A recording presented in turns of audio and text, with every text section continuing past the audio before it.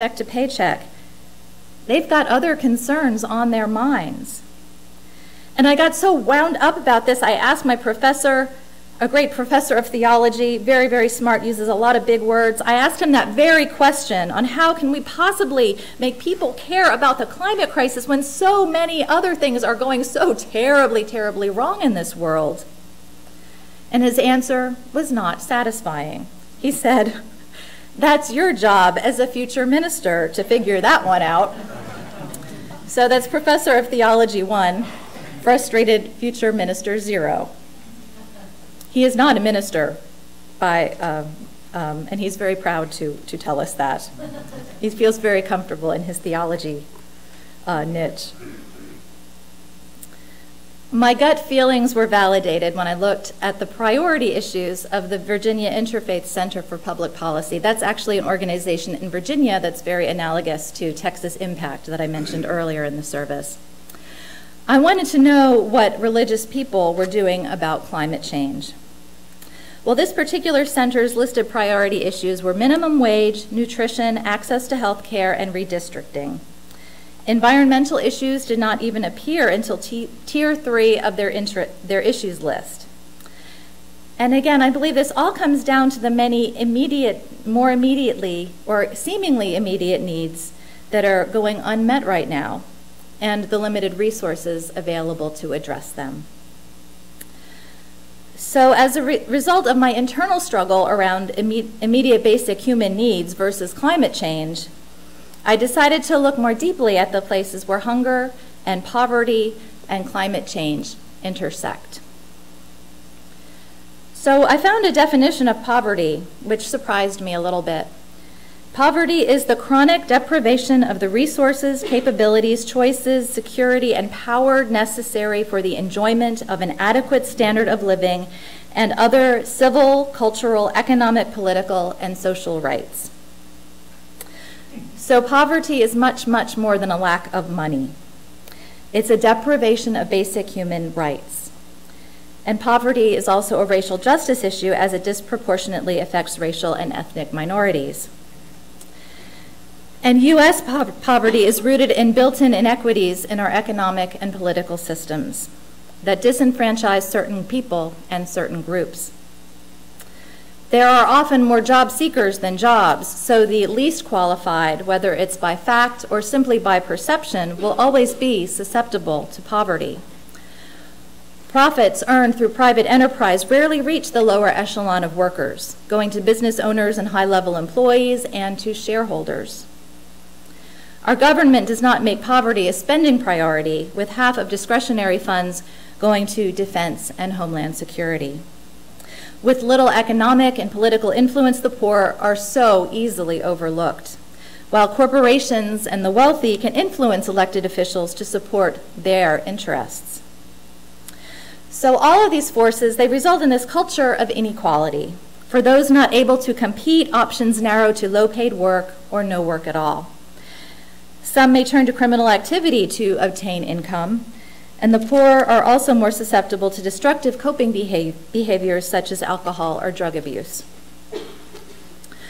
Nelson Mandela said, like slavery and apartheid, poverty is not natural. It is man-made, and it can be overcome and eradicated by the actions of human beings. And you know, one can say the exact same thing about climate change. It can be eradicated, we hope, it might be too late, but it definitely can be mitigated by the actions of human beings. But it does require special conscious effort. And both poverty and climate change are outputs of our present economic system. Our capitalist system doesn't provide much of a safety net for individuals unable to compete in the job market. It also fails to provide a safety net for the climate, providing no incentive to prioritize long-term needs, the long-term needs of the earth and people over maximizing profits in the short term. Climate change is already having a hidden and often unequal impact on minorities and poor in the U.S. Similar to the widening income gap we've all heard of, this climate gap is expected to grow unless we do something about it. As climate change increases the frequency and intensity of heat waves, the poor and minorities are the most vulnerable. For example, African Americans living in LA are almost twice as likely to die during a heat wave than other residents of the same city. Poor city residents are more susceptible to the heat island effect, when high concentrations of asphalt and other heat-trapping surfaces and structures increase temperatures. The urban poor are less likely to have air conditioning or access to transportation that will allow them to escape the heat. Many low-paid laborers who work outside all day come home to all day in extreme temperatures. They return home to hot neighborhoods and hot homes, making them more at risk of heat-related illness. And the climate gap is also a rural problem. Latinos, who make up the majority of agricultural workers in many areas of the country, are also at risk. In California, both dairy and grape farming are expected to decrease due to the warming climate, threatening jobs in agriculture. Decreasing crop production throughout the whole U.S. due to climate change puts thousands of agricultural jobs at risk. And rising energy bills are also a concern for the poor, as utilities make up a larger percentage of low-income families' budget. And many low-wage workers are employed by the industries that produce the highest emissions. So even as our country moves to lower emissions industry, many low-wage workers may be displaced. And let's talk about hunger. When it comes to hunger, about 49 million Americans are food insecure, meaning they do not have access to enough food for an active, healthy life. Right now in the U.S., this lack of food is not a scarcity problem. It's an affordability problem. Programs like food stamps, often susceptible to funding cuts, are often the key to food security for low-income families. And climate change will only make food insecurity worse. Declining crop yields, rising food prices, and disruptions in food supply are expected in the United States. And our global food market means that catastrophic weather events abroad affect U.S. food prices.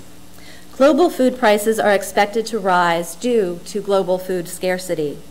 When food prices rise, consumers shift to less expensive foods, which usually means less nutritional foods. And of course, it's well known that poverty and hunger are much worse in developing countries. Here, the poor have even fewer resources and are even more vulnerable than those in the developed world. The increase in world poverty and hunger due to climate change is expected to be so serious that the UN and the World Bank and other organizations who tackle these issues on a regular basis have already built the expected impacts of climate change into their plans and budgets.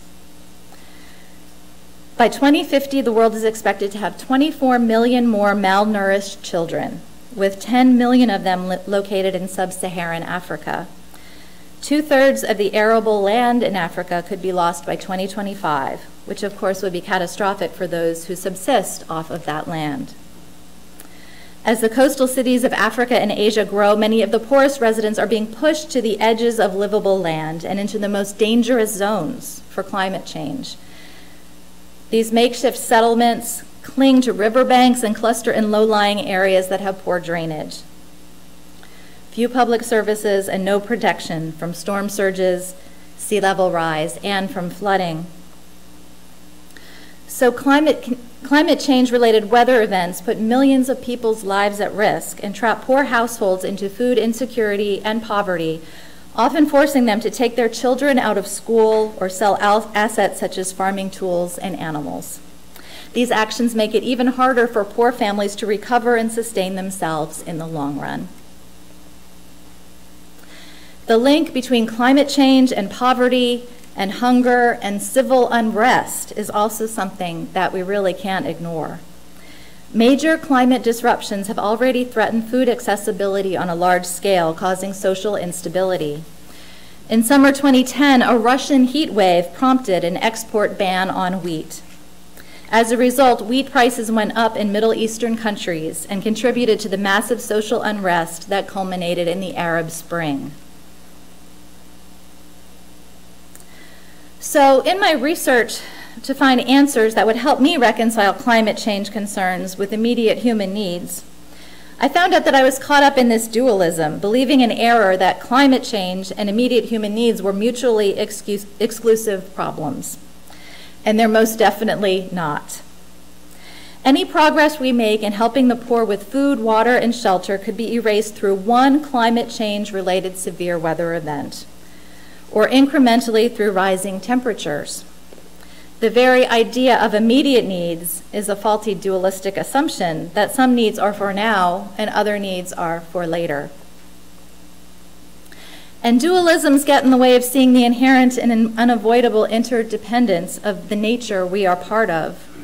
You know, we speak so fondly of the seventh principle, our interdependent web, but yet we forget that interdependence is not limited just to nature. Our political, social, and economic systems are in this big web too, and we are in the web, and the web is being stressed to a breaking point. Some parts of the web are more at risk, but in the end, if some parts of the web collapse, the whole web collapses too. It's not only for pure philanthropic reasons we should save our threatened people and threatened planet. But yet, those of us who are blessed with not having to live under oppression or spend every waking moment trying to meet life's most basic needs do have a responsibility. The responsibility is to support those who are vulnerable to all kinds of injustices, including climate change. A hungry little girl is calling for help, and our planet is crying out to us. It's those who have the least or have no voice who actually have the very most to lose. The irony is that by saving the most vulnerable, our poor, our oppressed, our planet, we ultimately save ourselves. So, what do? We do something. We do what we can. We do small things leading to bigger things. We build relationships. We fail, we learn, we try again. We work with joy and in solidarity with others. We take our work seriously, but we don't take ourselves too seriously. And we are blessed with the helping hand of grace. May it be so.